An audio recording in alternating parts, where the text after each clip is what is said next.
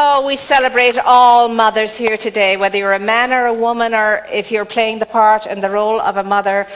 Our love goes out to you, and we bless you, and we thank you for being such a phenomenal influence in our world, and for the impress that you have on all of the world's children. So celebrate yourselves today, and allow yourself to be pampered above all else, and understand that we know who you are and what you are, and the amazing, amazing gifts you bring to this world in creating it and turning it into a compassionate world that works for all. So happy Mother's Day. So today is all about heart. It's all about, what could it else be about on Mother's Day? And we're celebrating the great universal understanding and the awareness of Mother. The archetypal universal Mother is what we're celebrating really today, and it happens through the individual celebrations of each woman or each man who's playing the role of a mother. And you and I are filled with dozens of archetypes. An archetype is an energy. It's a persona, it's a personality. It stands for something. So you have the archetype of the fool. We all have a bit of that one in us. You have the archetype of the saint. You have the archetype of the villain. You have the archetype of the warrior. You have the archetype of the hero. You have the archetype of the glutton. You have the archetype of, you name it, and you have the archetype of it. And all of us get to be mirroring bits and pieces of all of those archetypes. There are stories that are archetypical stories, and so on and so forth. You and I are part of that bigger, much bigger, wider, deeper picture than just the story of our own individual selves. We belong to a great, great story that's all the time unfolding. And indeed, it unfolds very beautifully and very powerfully through that mother energy that is filled with compassion, and filled with passion, and filled with understanding and the reception of a child that always returns home to its heart, even though it has never left a mother's heart. But it's that kind of big thing we're talking about today. And it's called love in its essence, love unconditioned and love unconditional. And so the heart is the place, the womb of intuition, the womb of creativity. It is the womb of inspiration. It is the womb of that sense that everything is possible. And the heart is a center of its feeling. The heart is a center of feeling, emotion. And the energy of feeling and emotion is quite different to the energy of a mental concept. Very different, although they're all rolled up into one, but I'm not going to get into, that's not the lesson for today. But the heart is very much a feeling, emoting, creative energy, and is extremely powerful. Love is a creative force. It is a creative force. And so it's available to you, and it's available to me all the time, that we can use, because it is that powerful good in the universe, greater than we are, that we are using all of the time. But you and I get to use it consciously, get to direct it affirmatively, so that it's all the time unleashing itself in a way that's making a great good difference in ourselves, in our own lives, and in our world. That's what we celebrate today. So within that sacred heart that is love are all the other elements that promote good. All the other elements that promote good. And you and I get to look at our own hearts today, and we have to ask ourselves today, is my heart, is it a loving heart? Is it a love-filled heart? Do I feel the fullness of love within my own heart? And these are not always easy questions to ask, especially when we're under a lot of pressure and we have a great deal of need going on in our lives. And the seminal aspect of a loving heart is a happy heart. It is a happy heart. And a happy heart is a generous heart. And a generous heart is a giving heart. And a giving heart is a celebratory heart. Do you see how all that ripples into the one thing? That is the nature of your heart and my heart. So love-filled heart brings us home to a happy heart, and a happy heart to a generous and a giving and a celebratory heart. And so with that going on within you and me, as it always is available to you and me, for you and me to unleash and discover and reveal and manifest, we ought to be really dancing down the road of life, singing happy songs, because it's given to us to be able to do that. The two personas, too, that I love from Winnie the Pooh, that I like to look at as archetypes, would be Eeyore and would be Tigger. Eeyore is the sad, sorry, donkey, weary, worry-laden, very slow, always seeing life through dark glasses, never having many expectations of himself or anybody else, and always feels that he makes a mess of everything. That's how he is. And then there's Tigger, hopping on his tail down the road of life, full of enthusiasm, full of energy, full of joy, knowing it all works out, It really does. And then the parts in between. Those are the two poles. Those are the extremes. But you and I have a good gollop of both in us. And sometimes we can identify with Eeyore, and sometimes, we are the springing forward Tigger, and so forth. But the thing is, you and I get to choose. It's a choice that you and I make. We can make when we wake up and realize, oh, I put on my Eeyore costume today. No wonder it's so heavy, and I can hardly put one foot in front of the other. Soon I'll be on my knees and on my sweet derriere if I don't shake myself up, wake myself up, and exchange my costume for Tigger. Because I have a better time when I'm wearing my Tigger costume. And life is good and all is well. Why? Because when you're happy, you feel good. When you feel good, you feel generous. And when you're feeling that way, you don't take life all that too seriously, especially yourself and others either. The pettiness that occurs in your, in your own auspices and from others and through others doesn't bother you when you're feeling up and happy and light of heart. You have a much more wider perspective on life and a generous spirit with it all. And so nothing gets to you. Nothing gets to you because you're feeling so good. And of course, one of the characteristics of a happy heart is the understanding and the appreciation for your first truly real gift that became apparent when you arrived on this plane. And that was your gift to smile and to giggle and to chuckle. It's the first things you did when you came in. You smiled. You came up out of that sense of humor. You smiled, and then you chuckled, and you laughed, and you giggled. And no wonder, because you're thinking to yourself, this is a great joke. I left all that good stuff to come here. I mean, come on. This really is a laugh.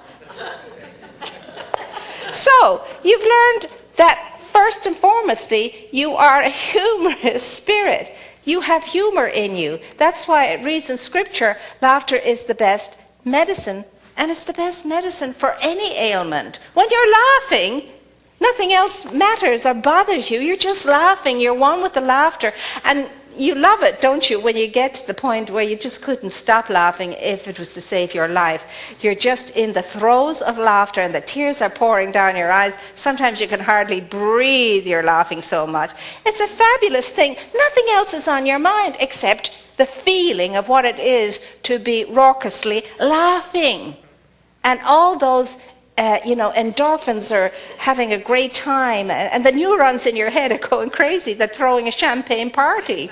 Because they did studies now, of course, we've all kinds of studies to show that when people smile, the neurons in the brain are changed, and when people frown, the neurons in the brain are changed. They're impressed, and they're changed. And so whether you're frowning or laughing or whatever it is you're doing, all the time you're impressing all of this upon your brain, your body, and it is affected by your frame of mind, your frame of emotion.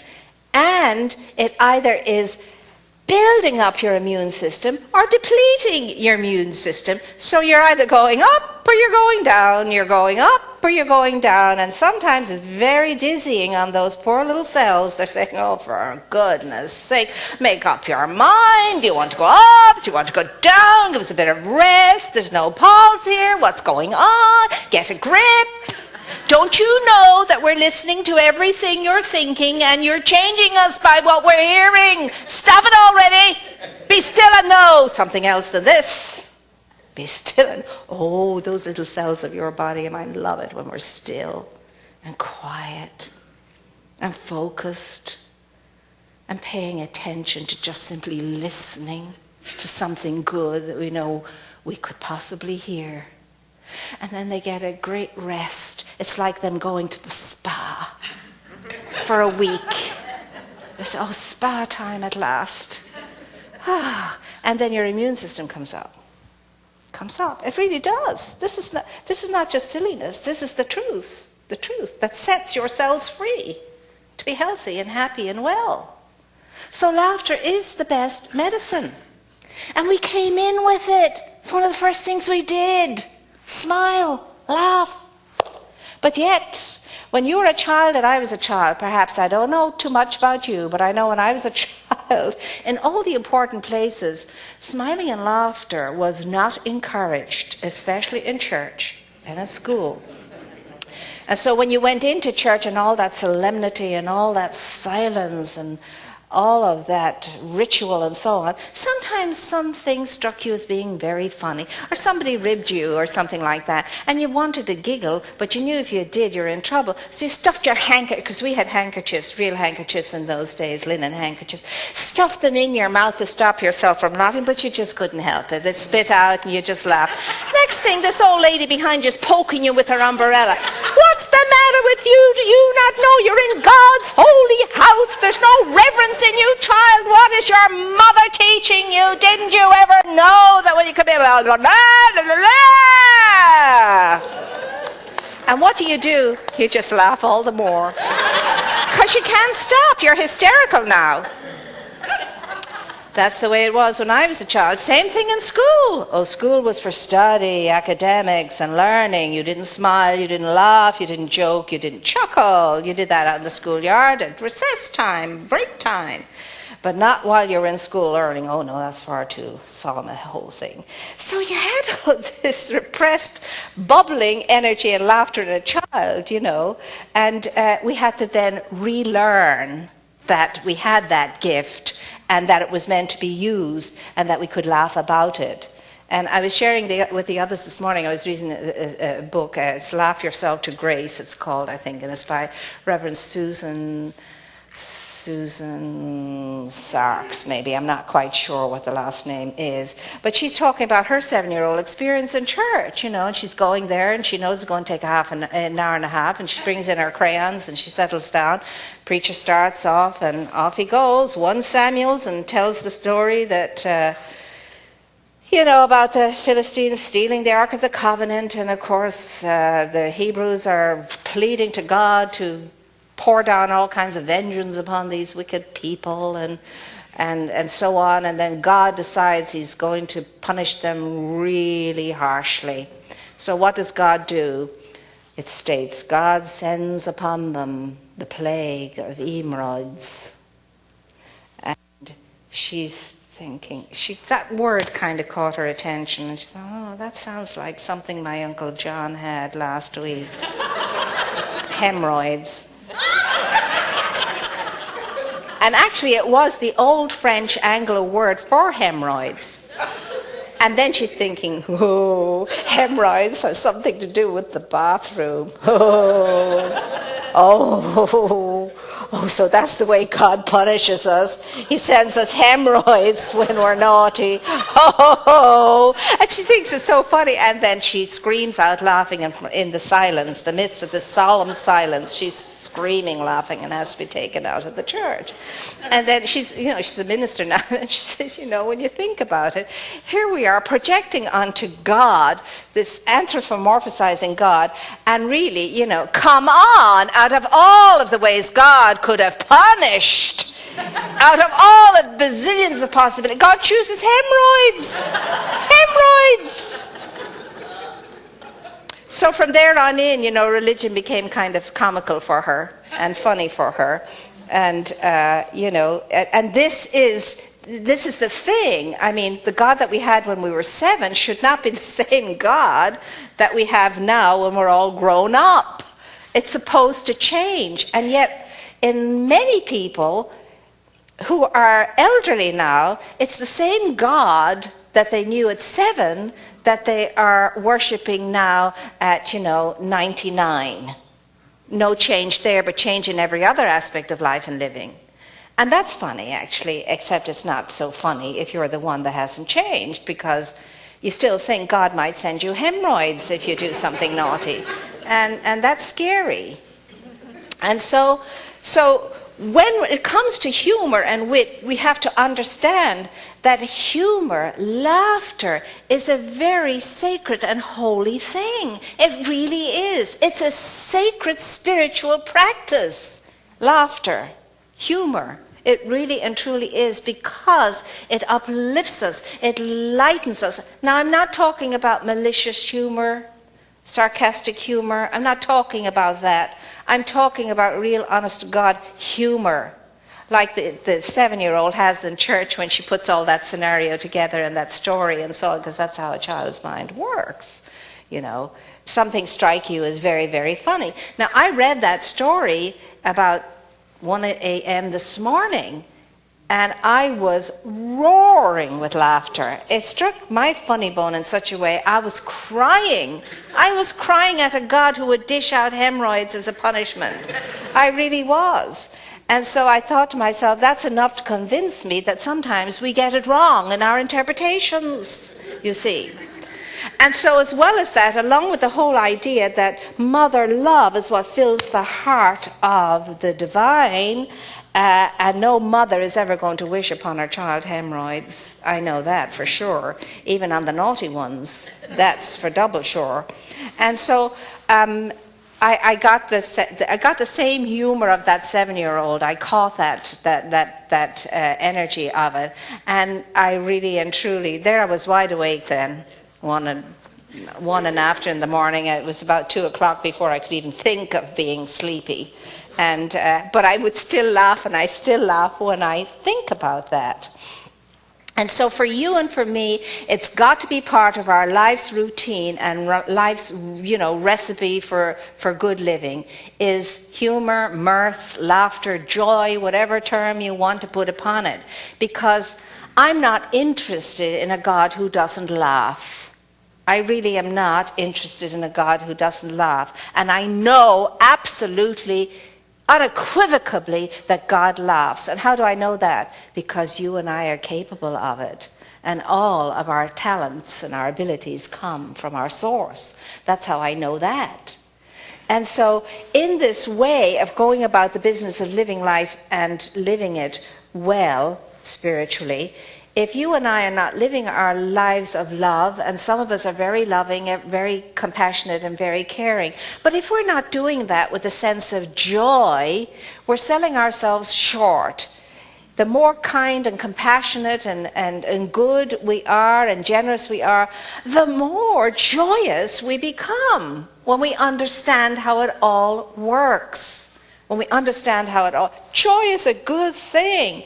You can laugh in terrible circumstances and awful situations, and it can help you through it. My dear, dear friend who made her transition recently at too young an age, a very courageous and wonderful soul, just 2 weeks before her transition, I found this in Barnes & Noble. I found a book of Irish jokes or something like that, and I gave it to her. And she enjoyed it so much. And one particular joke was the one that really tickled her funny bone. And it was, she said, I love this one.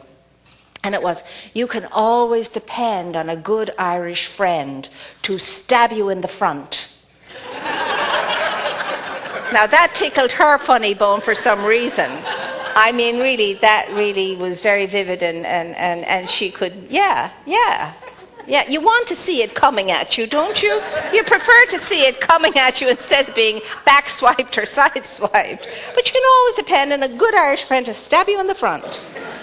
You know, nothing is, it's all very transparent, very transparent. And so you see, in a situation like that, there you are. And an Irish family, of course, 7 brothers, and they're Skyping each other, and they're all laughing and so on, and life is being lived exactly as life should be lived, one moment at a time, full of all kinds of richness, including laughter, humor, and fun. Laughter, humor, and fun. There is a tribe in Africa, and I may have shared that with you before, doing very poorly, very impoverished and so on, and it existed within several wonderful tribes that were flourishing and doing well. And when the anthropologists did the research into it, they realized that in the language of this poverty-stricken tribe, there was no word for gratitude, none whatsoever. And so it speaks volumes to what gratitude can do for us, that wonderful sense of gratitude that makes us feel lighter and brighter and happier and more giving and more caring and more loving and more sharing. And so a happy heart is a heart that's filled with gratitude. And a grateful heart is a praising heart and a raising heart and a loving and a giving heart. And so every day of our lives, you and I need to look to our hearts and make sure there's a ton of gratitude emanating from it. And the questions for us all this week is, well, how is my heart? Do I have a happy heart? Is my heart a happy heart? Could I describe it as a love-filled, happy, generous, grateful heart? Because if I can't, I have work to do. And the only work I have to do is to get out of its way, because that's what it is in truth, the heart is. It's all of that in truth. There's nothing for you to do to improve your heart except change your mind about what you choose to think and what you choose to feel and how you choose to be. Everyday choices makes all the difference in how you're going to do and how you're going to feel and how you're going to find yourself at the end of any given day. You choose to think one way or another. Choose to feel one way or another. Choose to do one way or another, but choose. Be responsible in choosing. And even if you say, I'm darn well going to feel miffed right now because I'm deciding to feel miffed, then you're in charge of the feeling and not the feeling in charge of you. And if you really put your whole heart and soul into being miffed, you'll jump out of that in 5 minutes. And hence you won't be able to stand it. And you'll make a different choice. And you'll choose then to release it and let it go. And allow yourself to experience something else that's better than feeling miffed, you know. Anger is never going to help us to heal or mend or fix anything. Love is. So it's the loving heart that will help us heal and mend and fix whatever needs it. Not the angry heart. And the heart doesn't know anger. It's foreign to it. It's discomforting to the heart to endeavor to fill it with anger. And that's what we must not do, or we'll sicken it. We'll sicken it. It's a foreign thing in being introduced into the heart. And it's not its natural way of being. It'll fight it for as long as it can, but then if it's overwhelmed with so much, there will be a breakdown. And that's not what you and I want. You and I want to live the truth of our being and who and what we are from the essence and the core of that. And that is that you are good and you are very good. And when you know that, your heart is dancing. When you know that, your mind is clear. When you know that, your body is healthy. And when you know that, your soul is singing. It truly is. So take care of the heart. Today is about the RX for the heart. And that is to know the truth of yourself, accept the truth of yourself, and make new and wonderful creative choices every time your mind wakes up and pays attention to what's going on. Keep erasing it and keep replacing it with what is good and whole and wholesome and is life-giving, life-bearing, life-forwarding, and then you and I will reach the end of the dash, birthday dash, the day we transition. We'll reach the end of our dash like Tigger.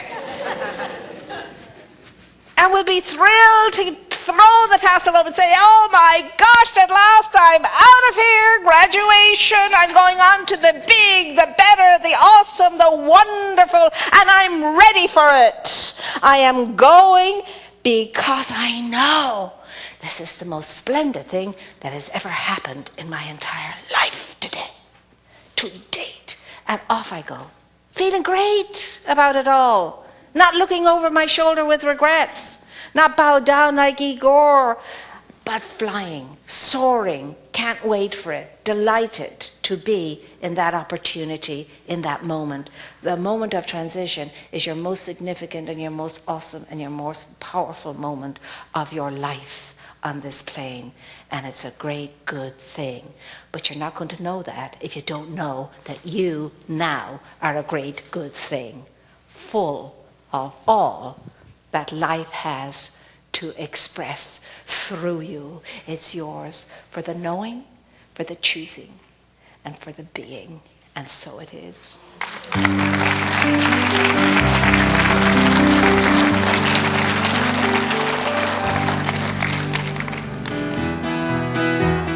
We invite you to experience Dr. Moira in person on Sundays. Our services are at 9 a.m. and 11 a.m., and childcare is available. Please join us.